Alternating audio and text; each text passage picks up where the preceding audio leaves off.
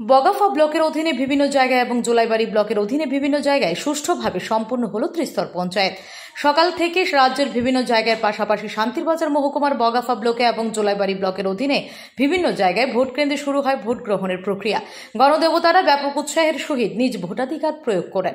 আজকের এই ভোট গ্রহণে লোকজনেরা যাতে করে কোনো প্রকার অসুবিধার সম্মুখীন হতে না হয় এবং যাতে করে কোনো প্রকার অপ্রীতিকর ঘটনা না ঘটে তার দিকে বিশেষ নজর রেখেছেন প্রদেশ বিজেপির যুব মোর্চার সম্পাদক নীতিশ দেবনাথ ওরফে সুমন দেবনাথ, বিধায়ক প্রমোদ রিয়াং এবং মন্ত্রী শুক্লাচরণ নোয়াতিয়া। আজকের ভোট সম্পর্কে জানাতে গিয়ে যুব আইকন নীতিশ দেবনাথ জানান, বিগত দিনে ত্রিস্তর পঞ্চায়েত নির্বাচনে বিরোধীরা প্রার্থী দিতে পারত না।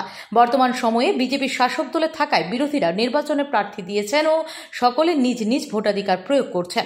নীতিশ দেবনাথ জানান, ওনারা আশাবাদী গণদেবতারা উন্নয়নের পক্ষে ভোটদান করবে। আজকের দিনে কোনো প্রকার অপ্রীতিকর ঘটনা ছাড়া ভোট গ্রহণের প্রক্রিয়া শেষ হয়। ভোট শেষে গণদেবতার রায় বাক্সবন্দী করে বগাফা ব্লকে এবং জোলাইবাড়ি ব্লকে নিয়ে আসা হয়। আগামী 12ই আগস্ট গণদেবতার রায় প্রকাশ করা হবে।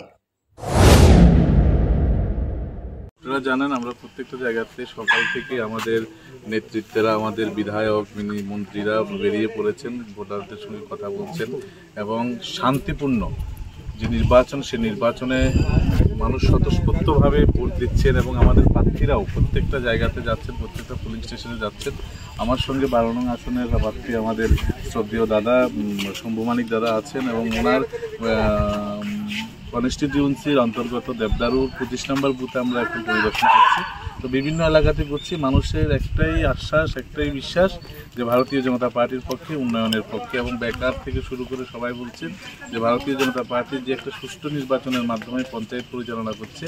আপনারা জানেন, বিগত দিনে সেই পঞ্চায়েত নির্বাচন সুষ্ঠুভাবে হয়নি, মানুষ ভোটাধিকার প্রয়োগ করতে পারেনি। তো মানুষ গণতান্ত্রিক পদ্ধতির মাধ্যমে ভোটাধিকার প্রয়োগ করছে এবং আমাদের প্রার্থীদেরকে আশীর্বাদ করছেন। এগুলা 12 তারিখ আপনারা তার রেজাল্ট পাবেন। Bureau report, S Bharat live 24 hours.